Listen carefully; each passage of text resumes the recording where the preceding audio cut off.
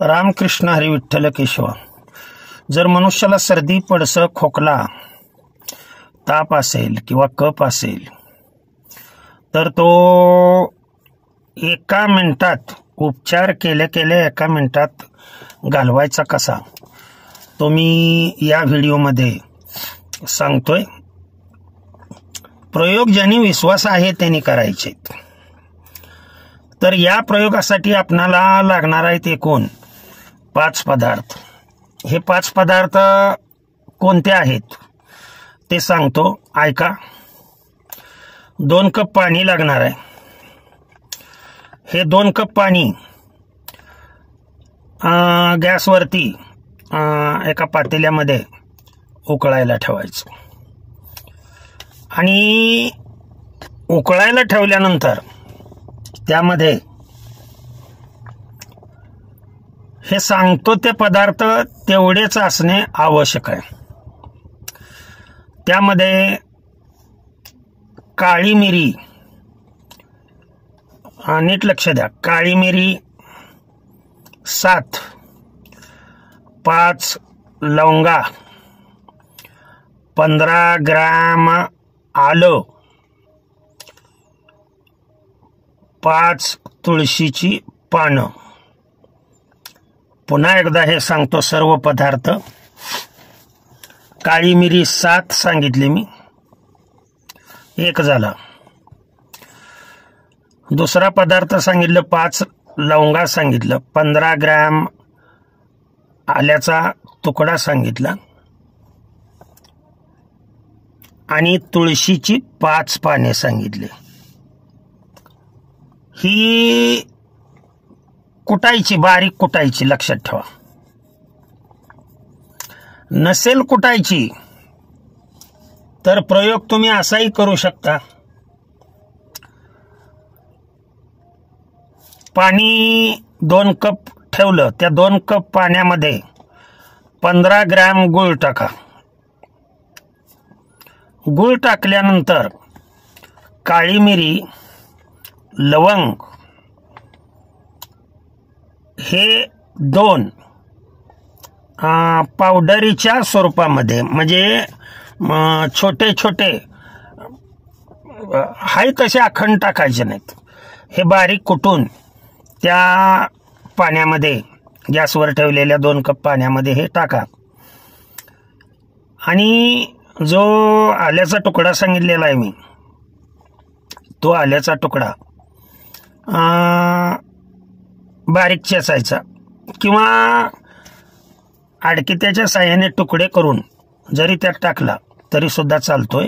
आणि तुळशीची 5 पानं चांगली स्वच्छ पाण्याने धुवून घ्यायची आणि ती पानं असं वरती कुस्करून त्या ह्याच्यामध्ये जे पाणी उकळत आहे त्याच्यामध्ये ती कुस्करून टाकायची। असं केल्याने 1 कपभर पाणी राहीपर्यंत हे चांगलं उकळू द्यायचं। आता उकळल्यानंतर पुढे हे वापरायचं आहे कसं, तर चहा पितो त्या पद्धतीनं ते 1 कप गाळून घ्यायचं ते व्यवस्थितरित्या आणि चहा पितोय तशा पद्धतीनं कडक असतानाच ते आपण प्राशन करायचं आहे। अनुष्यापोटी एकदा आणि सायंकाळी जेवण झाल्यानंतर एकदा। 1-2 दिवस जर तुम्ही प्रयोग केला तर लक्षात ठेवा, तुमचा कसलाही ताप असू द्या, अंगामध्ये कसलीही कणकणी असू द्या, ती कणकणी म्हणजे ताप, सर्दी, पडस, खोकला असेल तो पूर्णपणे तुमचा नाहीसा होईल। आता बऱ्याच जणांचे हे प्रश्न असतात की सर, तुम्ही हा उपचार लहान मुलांसाठी केला तर चालेल का? लहान मुलांना हा उपचार चालू शकतोय, लक्षात ठेवा। कमीत कमी ते मूल वर्षाच्या पुढचं असावं, येतंय का लक्षात? कारण हे काढे खूप तीव्र असतात आणि या चहामधलं फक्त 1 चमचाभर, छोटा जो चमचा असतो तो चमचा फक्त तेवढा त्याला कोमट असताना प्यायला द्यायचा, वरून पाणी प्यायचं नाहीये. ही महत्वाची गोष्ट आहे. म्हणून व्हिडिओ शेवटपर्यंत ऐकत जावा. तुम्ही सकाळी जरी हा प्रयोग केला आणि सायंकाळी जरी प्रयोग केला, सायंकाळी झोपायच्या वेळेला करायचा आणि झोपून जायचं. सकाळी प्रयोग केल्यानंतर एक अर्धा तास तुम्ही अजिबात पाणी प्राशन करायचं नाहीये. हे सर्व शरीरामध्ये जाऊन तुम्हाला फरक किती वेळात पडेल माहित आहे का? याचा फक्त 5 ते 10 मिनिटात तुम्हाला फरक पडेल. आणि ज्या वेळेला तुम्हाला फरक पडतोय त्या वेळेला तुम्ही पाणी पिलं तरी चालू शकतंय. अतिशय साधा सोपा, माऊलींच्या कृपेने, भगवंताच्या कृपेने मला जेवढं माहीत आहे तेवढं मी देण्याचा प्रयत्न करतोय. वेगवेगळ्या चॅनलवरती वेगवेगळे उपचार टाकतोय.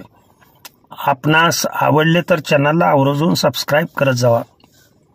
करायलाच पाहिजे, अशी कुणावरती जबरदस्ती मी कधीही करत नाही. समोरच्याकडून कोणतीही अपेक्षा मी ठेवत नाही. आपली इच्छा. परंतु नाही सबस्क्राईब केलं तरी चालेल, परंतु हा घरगुती उपाय. पूर्वी काही लक्षात ठेवा, केमिकल्स होते का शरीरामध्ये? केमिकल्स गेलं की आजारी साईड इफेक्ट्स हे निश्चित असतात. त्याच्यामुळे आयुर्वेदिक उपचारावरती जास्त भर द्यावा असं मला वाटतं. झालेली सेवा भगवंताच्या चरणी अर्पण करून सेवेला पूर्ण विराम देतो. पुंडलिक वरदार विठ्ठल श्री ज्ञानदेव तुकाराम. विठ्ठला विठ्ठला विठ्ठला विठ्ठला विठ्ठला.